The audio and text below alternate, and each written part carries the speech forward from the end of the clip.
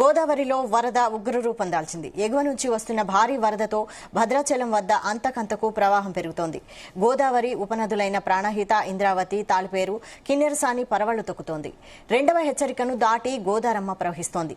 సాయంత్రానికి భద్రాచలం వద్ద గోదావరిలో నీటిమట్టం మూడవ ప్రమాదిక స్థాయిని చేరనుందని అంచనాలతో సిడబ్ల్యూసీ అధికారులు హెచ్చరిక జారీ చేస్తున్నారు. మరో 2 అడుగులు అంటే 53 అడుగులకు చేరితే మూడో ప్రమాద హెచ్చరిక జారీ చేయనున్నారు. గోదావరి ముంపునకు గురయ్యే గ్రామాల ప్రజలను ఇప్పటికే అధికారులు సహాయ కేంద్రాలకు తరలించేందుకు చర్యలు తీసుకుంటున్నారు. ఇదే అంశంపై మరింత సమాచారాన్ని మా కరెస్పాండెంట్ తిరుపతిరావు అందిస్తారు. భద్రాచలం వద్ద గోదావరి పరుగులు పెడుతుంది.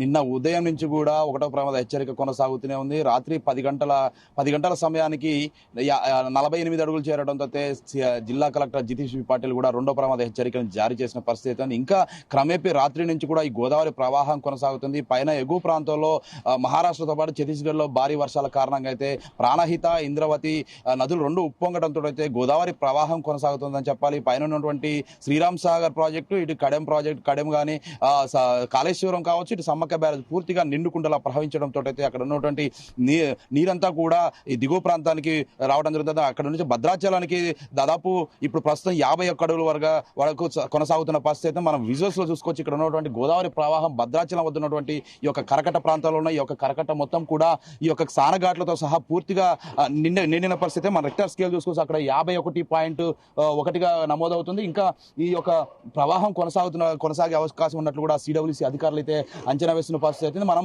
ఈ యొక్క విజువల్స్ లో చూసుకోవచ్చు. గోదావరి ప్రవాహం ఎలా కొనసాగుతుంది, ఇక్కడ ఉన్నటువంటి పిల్లర్స్, కరెంట్ పోల్స్ కూడా పూర్తిగా నీట మునిగిన పరిస్థితి. ఎంత ఒక స్థానఘాట్లుగా ఉండేది, ఆ స్థానఘాట్లు మొత్తం కూడా ఆ పోల్ వరకు కూడా స్థానఘాట్లు ఉంటాయి. ఆ స్థానఘాట్లు మొత్తం కూడా నీట మునిగినాయి. దాదాపు ఈ యొక్క ప్రదేశంలోనే దాదాపు 15 అడుగుల మేరకు కూడా ఈ యొక్క లోతు వచ్చినట్టు కనపడుతుంది. మన ప్రవాహం చూసుకుంటే మాత్రం అక్కడ అవతల ఒడ్డు, యువతల ఒడ్డు, అవతల బుర్గంపాడు మండలం ఉంటుంది. ఈ యొక్క బుర్గంపాడు మండలానికి కూడా ఈ యొక్క గోదావరి ప్రవాహం తాకిందని చెప్పాలి. ఈ యొక్క ప్రవాహం అయితే ఇంకా కొనసాగుతున్న పరిస్థితి ఉంది. మనం విజువల్స్ ఇదంతా కూడా గోదావరి ప్రవాహం కొనసాగుతుంది. స్థానఘాట్లు కూడా నిండిన పరిస్థితి. ఉప ఆలయాలు కూడా పూర్తిగా ఈ యొక్క మన పక్కన చూసుకున్నట్టయితే ఉప ఆలయాలు ప్లస్ కరకట్ట కూడా పూర్తిగా నీట మునిగిన పరిస్థితి మనం చూసుకోవచ్చు. ఇక్కడ ఇంకా ఈ యొక్క ప్రవాహం కొనసాగుతున్న నేపథ్యంలో అయితే అధికారులు అప్రమత్తమయ్యారని చెప్పాలి. ఈ రోజు సాయంకాలం వరకు కూడా ప్రవాహం ఇంకా కొనసాగే అవకాశం ఉన్నట్లు కూడా సిడబ్ల్యూసీ అధికారులు అయితే తెలుపుతున్న పరిస్థితి. మరో పక్క చూసుకుంటే మాత్రం ఇక్కడ ముంపు గ్రామాల్లో ఉన్నటువంటి ప్రజలను కూడా అప్రమత్తం చేశారు. ఈ యొక్క ప్రజలంతా కూడా సురక్షిత ప్రాంతాలకు తరలించే విధంగా అయితే చర్యలు చేపడుతున్నారు. నిన్న సాయంకాలం రాత్రి 10 గంటల సమయంలో రెండో ప్రమాద హెచ్చరిక జారీ అవడంతో అయితే అక్కడ ఉన్నటువంటి ఏదో ముంపు గ్రామాల్లో ప్రజలందరూ కూడా సురక్షిత ప్రాంతాలకు తరలించే విధంగా అయితే చర్యలు చేపట్టారు. ఇటు మన ప్రధానంగా చూసుకుంటే మాత్రం గోదావరి పరివాహక ప్రాంతమైనటువంటి పెనిపాక, మనుగూరు, అశోపురం, ఇటు బుర్గంపాడు మండలాల్లో ఉన్నటువంటి ముంపు ప్రాంత ప్రజలను కూడా ఈ యొక్క రెవెన్యూ శాఖ కావచ్చు, ఇటు పోలీస్ శాఖ కావచ్చు,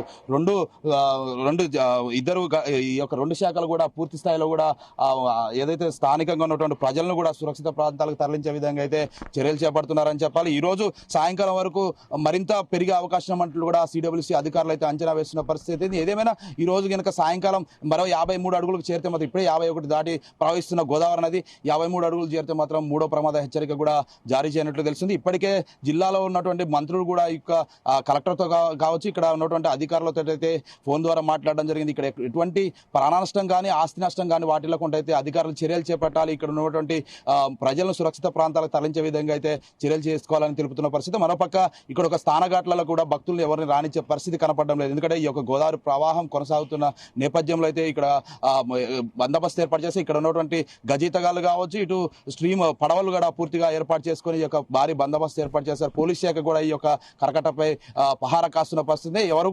భక్తులు ఎవరు కూడా గోదావరి ప్రవాహంలోకి స్థానఘాట్లోకి వెళ్లరాదంటూ కూడా హెచ్చరిక బోర్డులు పెడుతున్న పరిస్థితి. మరోపక్క ఈ యొక్క భద్రాచలం నుంచి వెంకటాపురంకి వెళ్లే రహదారి కూడా పూర్తిగా నీట మునుగుతుండేది. అటు నుంచి వచ్చే రాకపోకలు కూడా నిలిచిపోయిన పరిస్థితి. ఏదేమైనా ఈ రోజు సాయంకాలం వరకు ఈ యొక్క గోదావరి ప్రవాహం కొనసాగితే మాత్రం మూడో ప్రమాద హెచ్చరిక కూడా జారీ చేయనట్లు తెలుస్తుంది. ఇది కూడా తాజా పరిస్థితి. కెమెరా పర్సన్ కంచు శ్రీనివాస్తో తిరుపతిరావు, జీ3 న్యూస్, భద్రాచలం కరకట్ట నుంచి. భద్రాచలం వద్ద గోదావరి పరుగులు పెడుతుంది. నిన్న